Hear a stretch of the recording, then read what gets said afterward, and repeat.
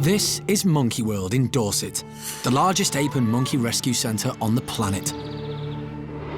Today on Monkey Life, resident Capuchin TJ joins the new monkey male arrivals, but he's looking for trouble. Not keen on this. I think he's about to start a fight. Look at him, he's just desperate to start a fight. A couple of old friends fall out and Paddy has to step in before it gets nasty. And in Hananya's house, it's teeth cleaning time. Obviously, their first reaction is to want to grab the toothbrush.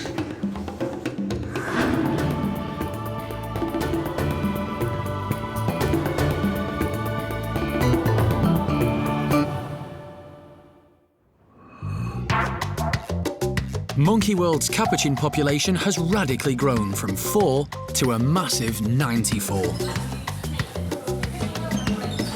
Most have come from a research laboratory in Chile, and many lived in solitary confinement. Over the last few days, the park has been integrating the Chilean Capuchins into social groups, males with males and females with females. It's been a very ambitious task. One of the park's original 4 Capuchins, Tom, has already moved in with the Chilean boys. And today, his old pals Gizmo and TJ are joining them. Yeah. TJ has walked straight into his new home and seems calm, but Alison is concerned for Gizmo. The only individual that's causing a fuss right now is Gizmo because he just doesn't know what's going on. But other than Gizmo, we're all good. It's all quiet and calm. You're doing all right. Gizmo and TJ were both rescued from the British pet trade, and they've lived at the park with Tom for over 4 years. TJ's doing really good. He's just taking it all in. I don't know if he's made eye contact with Tom yet or not. He's looking up that direction. Oh, there's Tom, yeah. Gizmo is beginning to calm down. The team open the slide separating him from the other males, so he can join them in the playroom. Ready when you are? Yeah, okay. And TJ makes a beeline for his old friend Tom. Oh, look, here we go. We're about to have a... Oh, my friend. Oh, Tom, I know. The penny dropped with TJ, and he came up to Tom and realized it was Tom and gave him a hug. Tom and TJ have been close for years, but their strong friendship could cause problems. We're gonna have to watch that pair awful close and make sure that Tom doesn't all of a sudden feel a sense of power, that he's got TJ with him, and go and confront Gorillon or any of the other males for that matter. Gorillon has already established himself as the alpha male, so Tom and TJ really shouldn't push their luck with him. But so far, everything's going well, and it's a fantastic achievement. As we stand right now, that's it. That's all of our Capuchin monkeys at Monkey World. The 88 from Chile, the 2 new arrivals from the pet trade, plus our 4 guys. Everybody's all socialized and together now in 2 groups. We've got the ladies up the hill and all of the boys down here, and there are now 26 boys in here together. I think probably the crux of whether this all hangs together in the next couple of days centers around these 2 right here, Tom and TJ, and whether or not they decide to take on Gorillon. And later, Alison's worries become a reality when TJ gets overprotective and a quick decision has to be made. If he has a go at anybody, I want him out immediately. And Brian shows off his perfect new adult teeth. It didn't seem to be a painful experience at all, really. The teeth came through very quickly and very easily.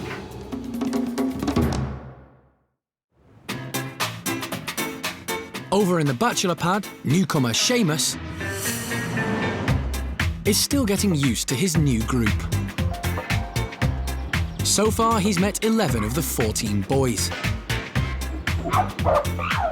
The Bachelors can be a lively bunch, and Sheamus has quickly learnt to stay well out of the way when things kick off. But it doesn't look like he's going to be allowed to hide away for long. This is Mojo. He's a sociable chimp who loves to play, and he's decided that the chimp he wants to play with is Sheamus.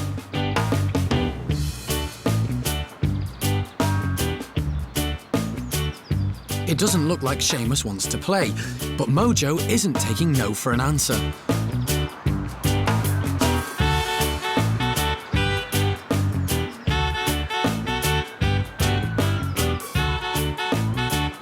It was a different story when Sheamus lived in his old group, the nursery.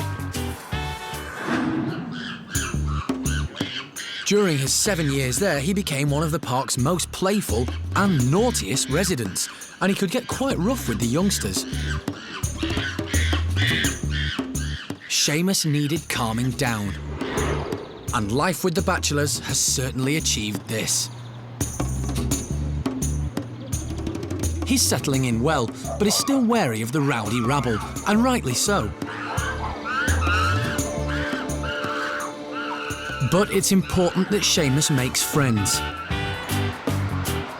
And in the end, Mojo's persistence pays off.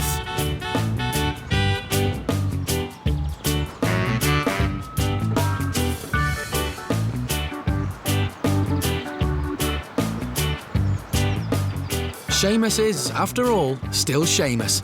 He can never resist playtime for long.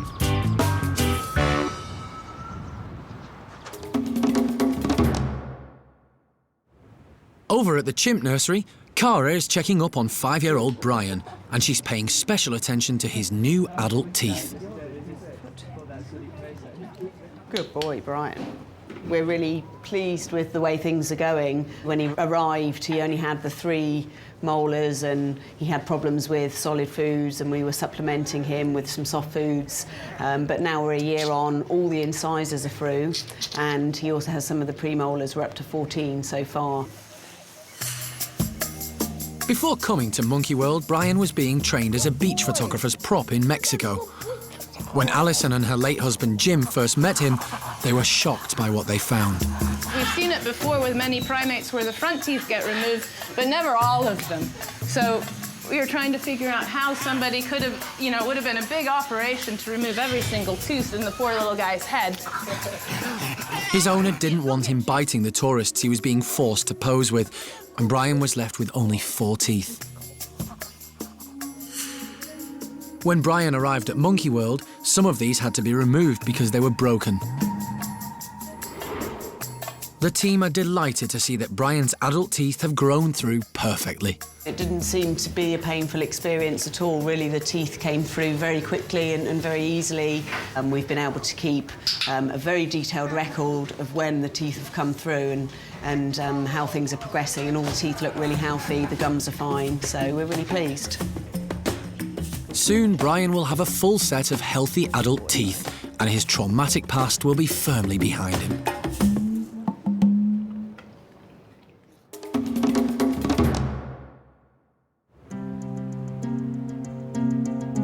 Back with the Capuchin boys, Gizmo has settled down. And TJ is still glued to his old pal Tom. The pair have been close for many years, and TJ isn't keen on sharing Tom. He makes his feelings quite clear to the others. But TJ's jealous behaviour is concerning Alison and the team. Hang on here. TJ's starting to become overprotective of Tom and is starting to lose the plot a bit. He's now linked up so tight with Tom, he's not letting anybody, any of the other individuals, even approach Tom. So if TJ continues this, we'll have to pull him out. He's threatening people right now. Fortunately, Tom's not joining in. The team predicted that when he joined a proper Capuchin group, his status would actually drop. And it has. He's now happy to let Gorillon be the alpha male. But TJ has other ideas. He thinks Tom should still be the boss. There's a definite tension in the air as he sizes up Gorillon from across the playroom. There's a big thing happening with Tom, TJ, and Gorillon now. And Gorillon, I think, realizes all of a sudden that Tom has backup because keeps walking in and going, Gorillon makes the first move and approaches TJ. But feeling confident with Tom by his side, TJ starts using threatening gestures. See, look. Nobody's allowed to get near Tom now.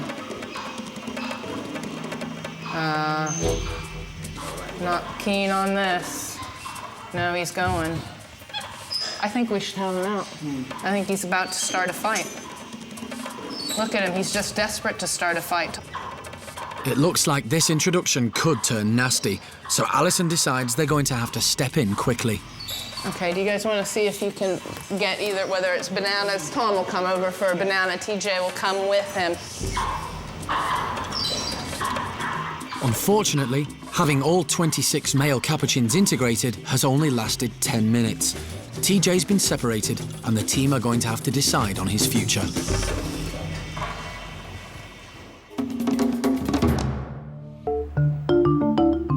At Monkey World, in the orangutan enclosure, Amy is keeping an eye on the youngsters who may soon have a new playmate. Amy is now several months pregnant, but there is concern, as she's proved in the past that she's not a natural mother. She's had 4 babies at the park, but only one survived, her son Gordon, and he had to be hand-reared because she rejected him at birth. But recently, Amy seems to have started to take an interest in playing mum and has been paying a lot of attention to Kai, the current baby of the group. So, over in the office, the primate care staff are discussing whether Amy might have finally got what it takes to raise a baby this time around. Do we still think that she's gonna be the same old, and abandon the baby? I don't know, she's very friendly with Kai, to the point where Xiaokuai is actually getting quite annoyed with her, and they're almost arguing over it. I mean, obviously give her that chance. Really, really, really give her that chance. But, Okay, and then otherwise it'll fall down to primate care staff, and that we need to then sit down and discuss any nursery situations and have that prepared and ready for the date. Every effort is being made so that Amy will hopefully bond with her infant when it's born. In the orangutan bedrooms, keeper Penny has already started working with her to get her used to having her nipples touched, which is what will happen when the baby feeds. I'm just putting a little bit of pressure, okay, good girl, on her nipples, just to see and make sure she's quite happy for us to actually manipulate them, and that kind of thing, because obviously with the baby, it's going to be pulling on her nipples, and it's going to be a little bit uncomfortable, so I'm just trying to get her used to that, really. But if she doesn't tolerate the baby feeding directly from her, the team could use a breast pump to express Amy's milk and feed the baby separately. Whichever way she chooses, Amy still needs to build up her tolerance. People that have had babies know that your breasts do become quite sensitive, so this is another way of desensitising that, getting her used to people fiddling around, and of course the food reward is a great incentive, particularly with Amy because she's so food orientated. Good girl. At the moment, Amy seems perfectly comfortable with Penny touching her. So Leanne Bates, who's visiting from the US to help with behaviour training, has come up with a plan that involves a practice baby. Very experimental. We don't know how she's going to initially react to it and whether or not this will actually be a very good substitute when the real baby shows up. But it's something that's similar looking, and with the puppet, you could actually kind of control hand movements that might simulate a more alive subject. And what we're really looking for, I think the most important thing, is that she is non-aggressive to it. Penny begins simple steps to get Amy used to the puppet.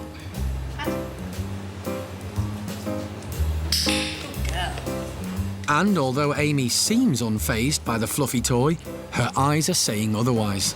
The eyes. The eyes. The eyes. She's just the way she's looking at it, she's not... I think she's happy with it, it's just she's giving it the evil eye, which could mean she might possibly try with I don't pay attention, good girl, to try and snipe it from me. She's just got that look. Amy seems to be getting used to the toy touching her, so the next stage is for the puppet baby to be put near her nipple. Good girl. Obviously, the best thing we can all wish for is for her to actually accept the baby. It will be brilliant if she does that, but if it doesn't, we've got a couple of scenarios we can follow through. They will continue with this training every day, right up until the birth. Okay, good girl. Coming up, training of a different sort, when the chimps get their teeth cleaned. But obviously we have to be careful because they don't know not to spit out the toothpaste.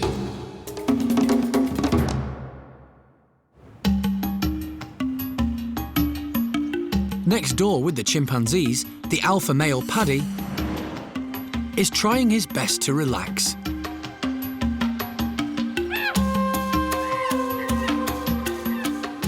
But one of the chimps in his troop is about to wreck his plans for the afternoon.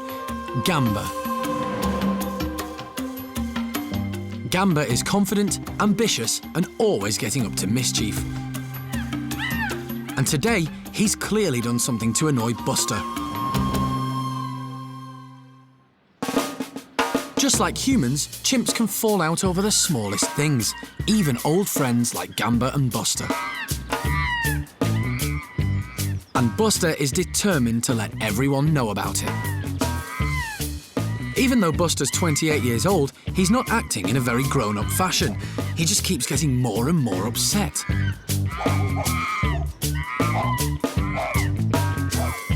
This is the moment where maybe Paddy should step in.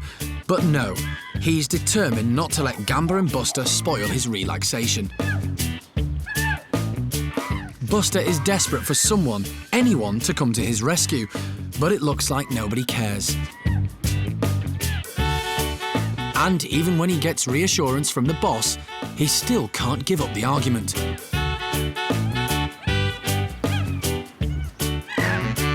Eventually, Buster goes too far and bites Gamba. That's it. Paddy's afternoon is well and truly spoilt, and it's time to put the boys in their place. And now the boss has spoken, the squabbling pair quickly back down, and in typical chimp style, they make up as if nothing ever happened.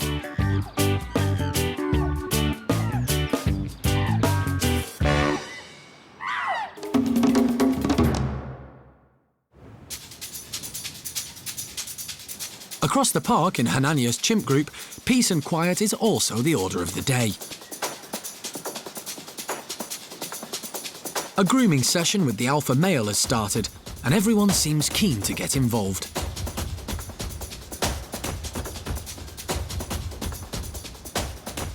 It's a great way of relaxing and bonding, and it's also how the chimps establish their hierarchy. The more important you are, the more pampering you receive. So, with Hanania being swamped from head to toe, it's clear who's in charge. But while grooming is a very important part of chimpanzee social life, inside Hanania's house, Kara is busy dealing with the side effects. We have a culture in the whole of Hanania's group, really, that unfortunately when they groom each other, they actually have a habit of also removing some of the hairs. Simon's probably one of our most prolific groomers, and he tends to get some hairs stuck in his teeth. And so we sought advice from the dentist, and he said that we could gently try and remove the hairs with a toothbrush periodically. You can see it's quite a controlled action. It's just removing the hairs that have become trapped in the gums. It's important that the hairs are removed because they can cause the gums to become irritated and infected. In the past, the chimps have had to be sedated so the dentist could remove the trapped hairs. But it's a big procedure, and anaesthetics can be dangerous. So for the keepers and chimps alike, teeth cleaning training has proved very popular. There's definitely a trick, and the dentist said to use quite a hard toothbrush and a very controlled, gentle action, because obviously we don't want to cause any irritation. We use a tiny amount of toothpaste just because we found actually the frothiness stops it from being so uncomfortable. But obviously we have to be careful because they don't know not to spit out the toothpaste. They seem to like the mint and orange juice mix. Simon gets an orange juice drink as a reward for being cooperative, but it wasn't easy getting him used to the toothbrush. It was actually quite a slow process. Obviously, their first reaction is to want to grab the toothbrush, which happened quite a few times in the early days. But now he's really, really good. He's quite used to it. He definitely enjoys the sessions. And you can work away for 20 minutes on Simon's teeth and he'll cooperate. When he's had enough, he just wanders off and we'll go back to it another day. So, whilst Simon is happily allowing Cara to give his teeth a really good clean, Hananya is outside enjoying his alpha male privileges. But if too much grooming carries on, the next visitors for Cara's oral hygiene surgery could be lining up.